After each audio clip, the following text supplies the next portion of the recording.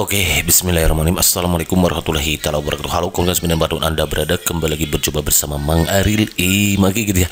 Semoga kita selalu dalam keadaan baik dan kebaikan selalu menyertai kita semua. Amin ya Allah amin. Oke kawan-kawan, alhamdulillah kembali lagi berkesempatan untuk berbagi soal disertai pembahasan lengkap untuk persiapan kita menghadapi SKD CPNS tahun 2021.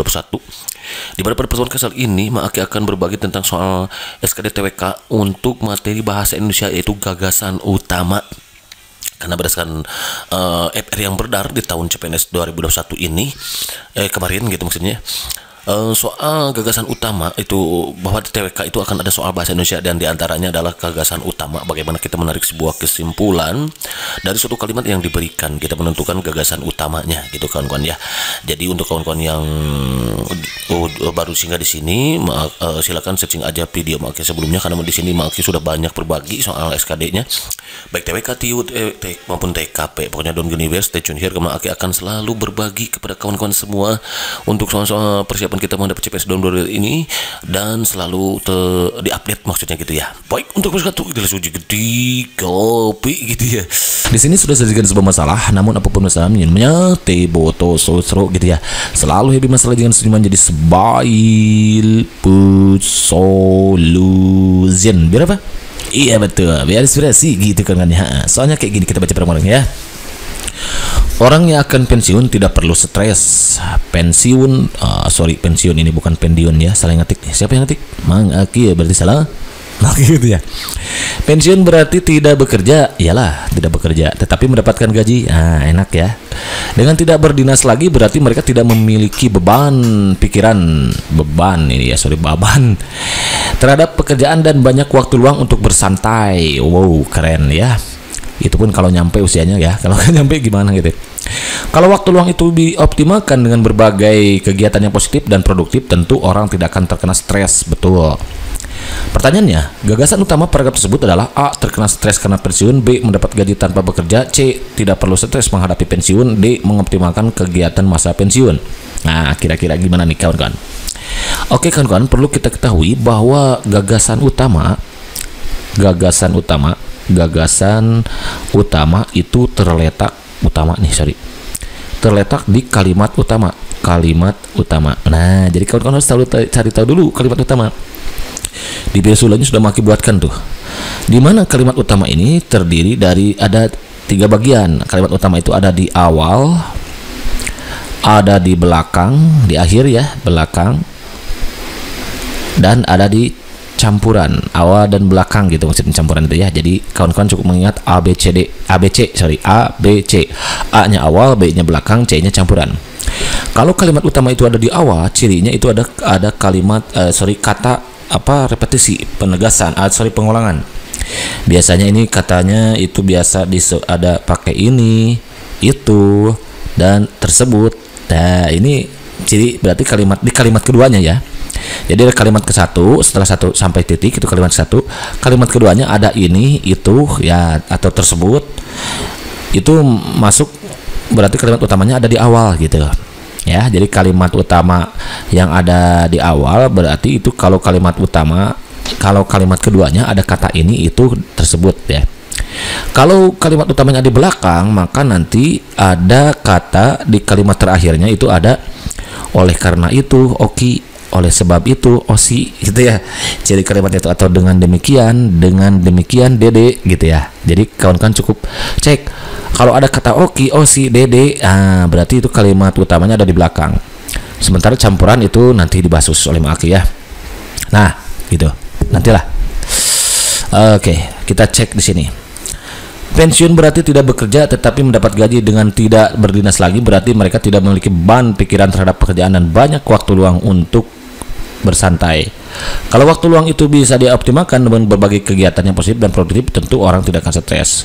Gagasan utama nih, pensiun berarti tidak bekerja tetapi mendapatkan gaji. Nah, biasanya juga itunya tersirat gitu.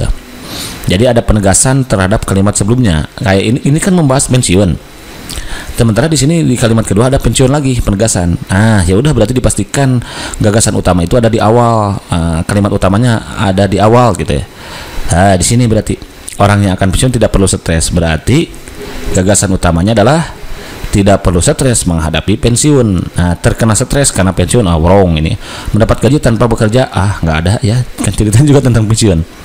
Mengoptimalkan di kegiatan di masa pensiun, bukan ya. Jadi tidak perlu stres menghadapi pensiun. C jawabannya paling tepatnya ya.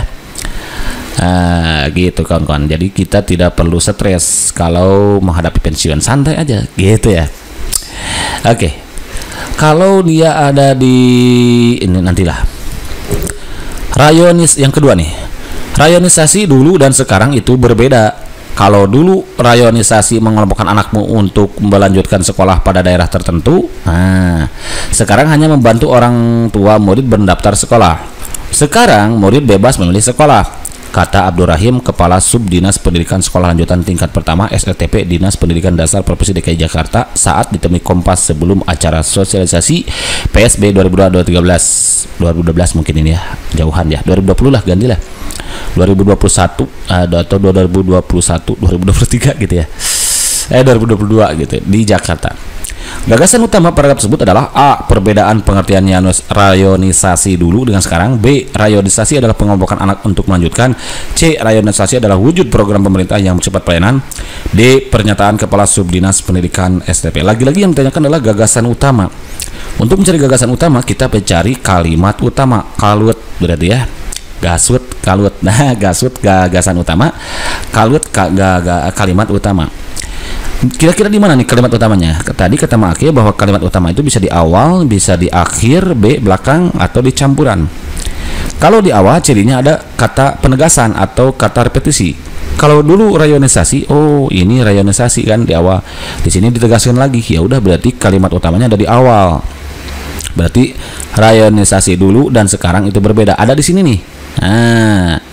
Kalimat utamanya. Cek di option perbedaan pengertian rayonisasi dulu dan sekarang. Rayonisasi pengelompokan anak untuk melanjutkan, salah. Rayonisasi adalah wujud program pemerintah yang bersifat pelayanan, wrong. Pernyataan Kepala wrong, berarti ini ya. Jadi rayonisasi dulu dan sekarang itu berbeda. Berarti gagasan utamanya adalah perbedaan pengertian rayonisasi dulu dengan sekarang. Berarti jawaban yang paling tepat A gitu ya. Jadi si gasutnya ada di awal, karena kalimat utamanya ada di awal gitu kan. Understand? Tidak jadi bedap kalimat next. Nah, number 3.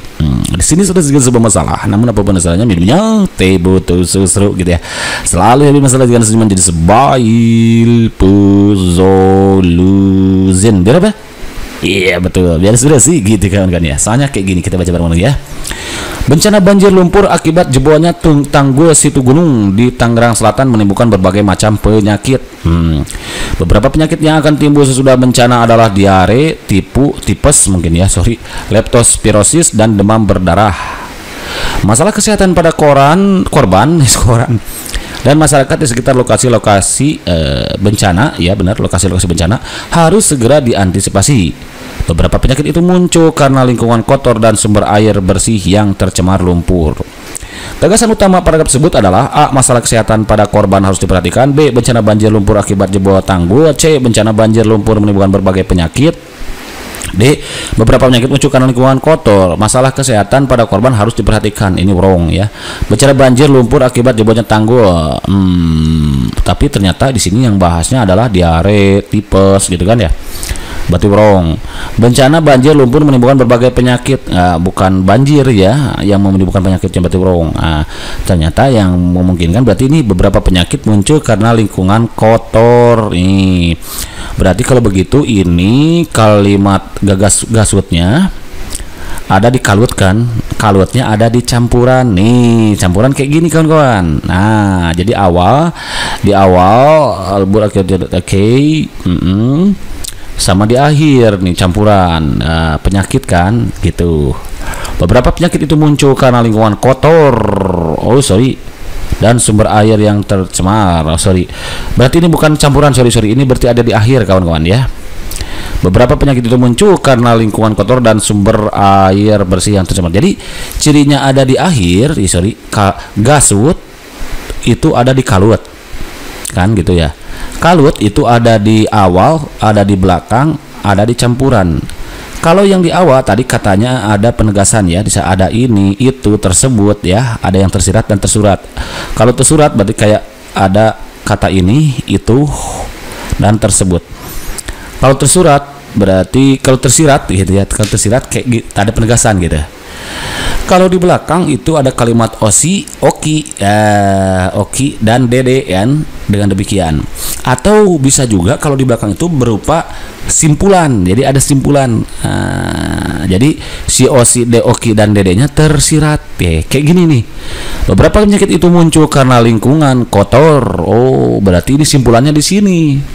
Ya udah, berarti apa gasutnya ada di kalimat akhir, kalimat utama yang ada di akhir, yaitu beberapa penyakit muncul karena lingkungan yang kotor. Begitu kan? Understand? Idap, jadi mantap. Oke kawan-kawan, barangkali itu saja dulu yang bisa diberikan dalam kesempatan ini. Mudah-mudahan bisa bermanfaat dan sedikit menambah wawasan tambahan pengetahuan untuk kita mempersiapkan menghadapi CPNS tahun 2023 ini. Karena berdasarkan informasi beredar, pelaksanaan CPNS tahun 2023 ini akan dilangsungkan pada bulan Juni mendatang gitu kan kawan ya. Jadi ada waktu kurang lebih ya sekitar 4 bulan lagi. Mari kita gunakan waktu yang ada ini untuk memperbanyak membaca, memperbanyak latihan gitu ya, usahanya dimaksimalkan dan juga doa Anda dimaksimalkan. Anak artinya usaha tanpa doa itu sama aja dengan sombong, apalagi berdoa tanpa usaha itu sama aja bohong. Antara usaha dan doa itu harus seimbangkan. Judul lagunya juga perjuangan dan doa. Oke, thank you for watching. See you next video. Assalamualaikum warahmatullahi wabarakatuh.